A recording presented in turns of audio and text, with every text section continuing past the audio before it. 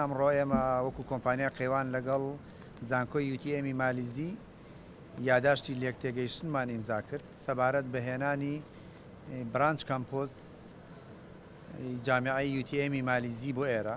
جامیعەی UTM مالیزی کورتکراوەی جامیعەی تەکنەلۆجی مالیزیە کە لەسەر ئاستی جیهان پلەبەندی ئەم ساڵی 2015-2016 288 بووە کە یەکێکە لە جامیعە هەرە باشەکان لە جیهاندا.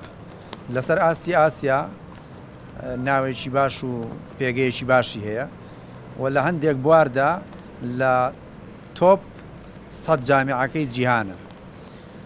ئامانجمان لە هێنانی ئەم زانکۆیە بۆ ئێرە بەرەو پێشبردنی بواری زانست و خوێندنە لە هەرێمی کوردستاندا بێگومان بە هاوکاری حکوومەتی هەرێمی کوردستانی بەڕێز و وەزارەتی خوێندنی باڵا دەمانەوێت دەورمان هەبێت ڕۆڵمان هەبێت لە پێشخستنی بواری زانست و پەروەردە لە وڵاتەکەماندا بە مەبەستی پێگەیاندنی کادری زانستی پێشکەوت و سوودوەرگرتن لە تواناکانیان لە بەڕێوەبردنی وڵاتدا.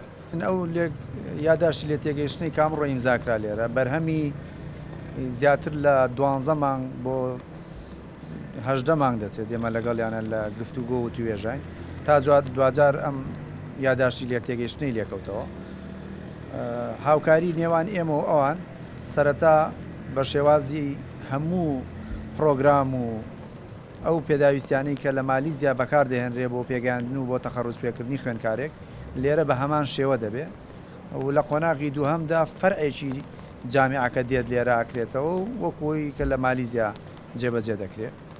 بێگومان ئەم جۆرە کارێکی تازەیە لە کوردستان و لە عێراقی شاکاری لەم جۆرە نەکراوە و کوالیتی ئەم زانکۆیە دڵنیاین لەوەی کە ڕۆڵێکی گرنگیە بێت لە بەرەو پێشبردننی نەوعەتی خوێندن چۆنایەتی خوێندن لە هەرێمی کوردستاندا ئینشاءالله.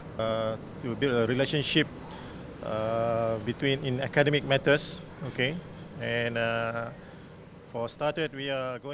ئەمە یەکەمین سەردانی زانکۆکەمانە بۆ هەرێمی کوردستان.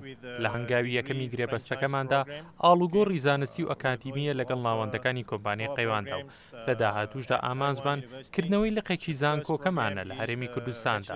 لەو چوارچێوەشدا 4 بەشی خوێندن دەکەینەوە وەکو خوێندنی ئەندازیاری پرۆگرامسازی و بەشی تەکنیکی پاراستنی نێتۆرک و تەکنۆلۆژیای بەڕێوەبردن و بەشی توانەمرۆیەکان.